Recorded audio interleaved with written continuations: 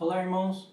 Dando continuidade então aos nossos estudos em Atos, hoje nós vamos ver sobre a cilada que os judeus prepararam para Paulo. Isso está lá no capítulo 23, nos versículos 12 ao 25. Lá está escrito assim: Quando amanheceu, os judeus se reuniram e, sob anátema, juraram que não haviam de comer nem beber enquanto não matassem Paulo.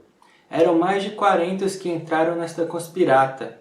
Estes, indo ter com os principais sacerdotes e os anciãos, disseram: Juramos sob pena de anátema não comer coisa alguma, enquanto não matarmos Paulo.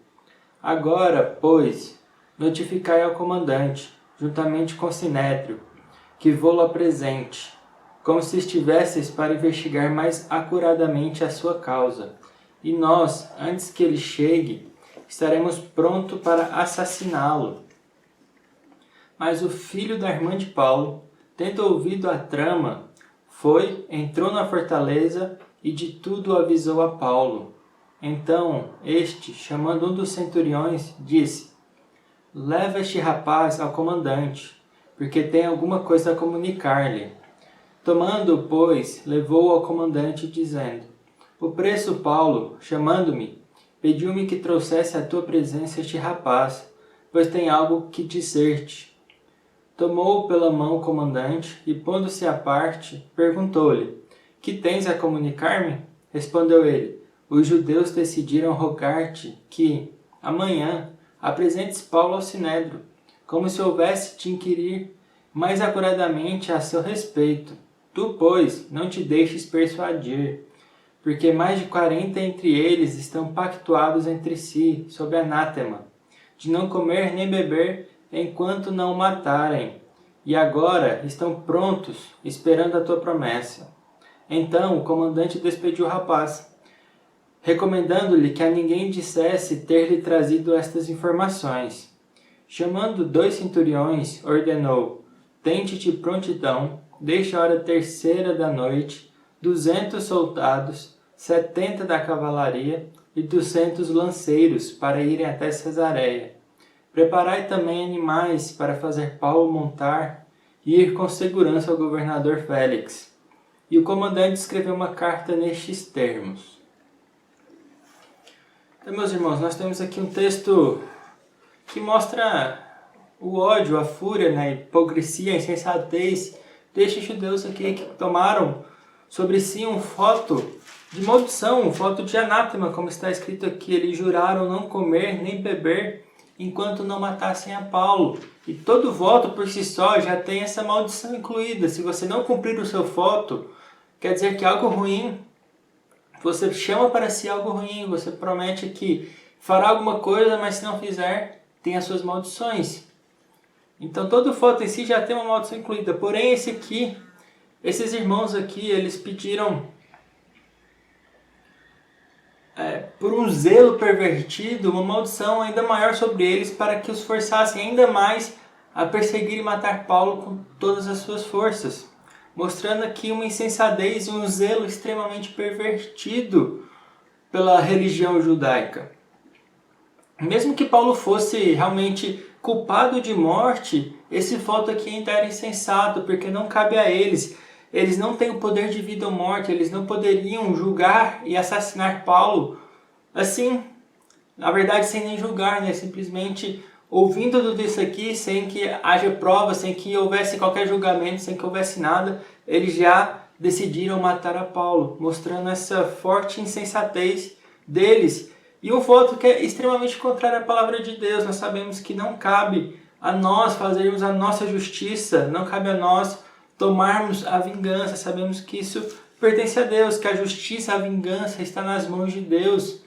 E a Deus pertence tudo isso. Nós vemos isso muito claramente lá em Deuteronômio no capítulo 32, no versículo 35 e 39, está escrito assim: Deus falando: A mim me pertence a vingança, a retribuição a seu tempo, quando resvalar o seu pé, porque o dia da sua calamidade está próximo e o seu destino se apressa em chegar. E o 39 também: Vede agora que eu sou, eu somente, e mais nenhum Deus além de mim. Eu mato e eu faço viver. Eu firo e eu saro. E não há quem possa livrar alguém da minha mão. Então nós sabemos que a nossa vida está nas mãos de Deus. A vida de toda a criação, o julgamento de todas as coisas está na mão de Deus. Deus é o juiz de toda a terra.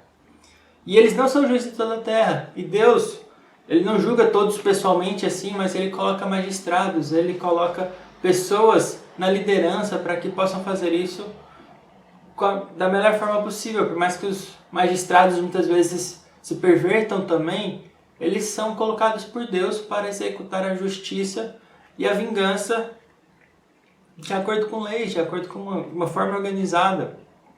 Não como nós vemos lá em Juízes, onde não havia... Cada um fazia o que achava melhor.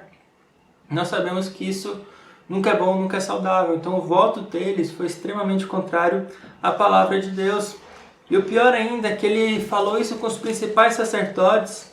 E os principais sacerdotes se tornaram cúmplices dessas pessoas, desses mais de 40 que fizeram esse voto perverso. Mostrando que também os magistrados lá daquela época, esses magistrados judeus, estavam também perversos. Eles se tornaram cúmplices, querendo a morte de Paulo, e a morte por um meio extremamente desonroso, uma cilada para assassinar Paulo, mostrando o tamanho da hipocrisia daqueles judeus.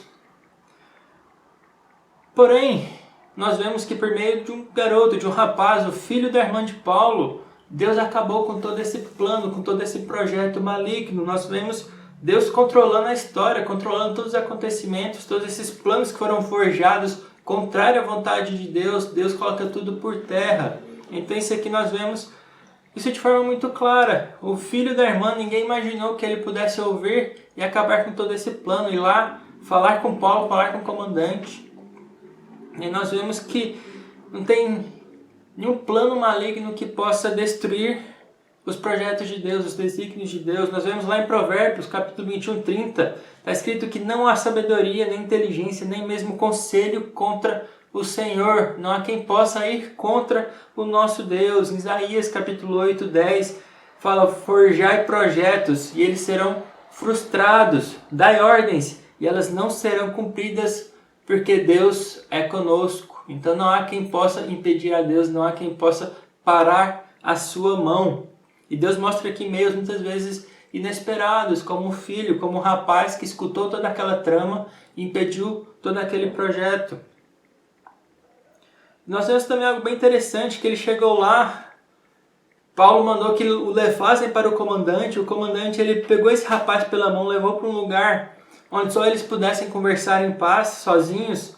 E ele então escutou o conselho daquele rapaz. O comandante, livre de qualquer orgulho, de qualquer sentimento de prioridade, de ignorar aquele rapaz, muito pelo contrário, ele ouviu e recebeu o conselho daquele rapaz, mostrando aqui, contrário ao magistrado judeu, que os magistrados aqui, o comandante de Roma, da guarda ali, ele tinha um bom senso, ele estava governando tudo ali de uma boa forma, ele escutou os conselhos, mostrando que nós, muitas vezes, quando estamos também na posição de magistrado, na posição de liderança, na posição de tomar decisões, que nós não devemos ser motivados por qualquer sentimento de superioridade ou de orgulho para não escutar todos que estão ao nosso redor, inclusive rapazes, pessoas novas, pessoas que podem nos dar bons conselhos. Nós devemos ouvi-los e receber e acatar todos esses bons conselhos, sem qualquer sentimento contrário a isso. Então nós vemos aqui um contraste muito grande entre o magistrado ímpio, que foi movido por Deus. Nós vemos aqui Deus, de fato, sem Deus movendo o coração desse comandante, nada disso poderia ter acontecido, então Deus certamente estava por trás de tudo aquilo lá.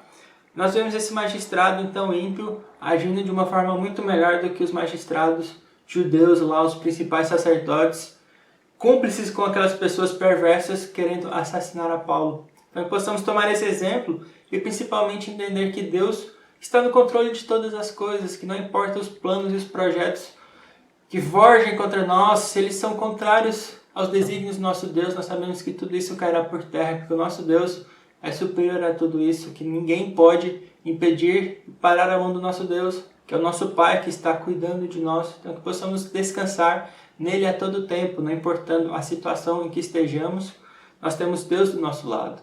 Amém?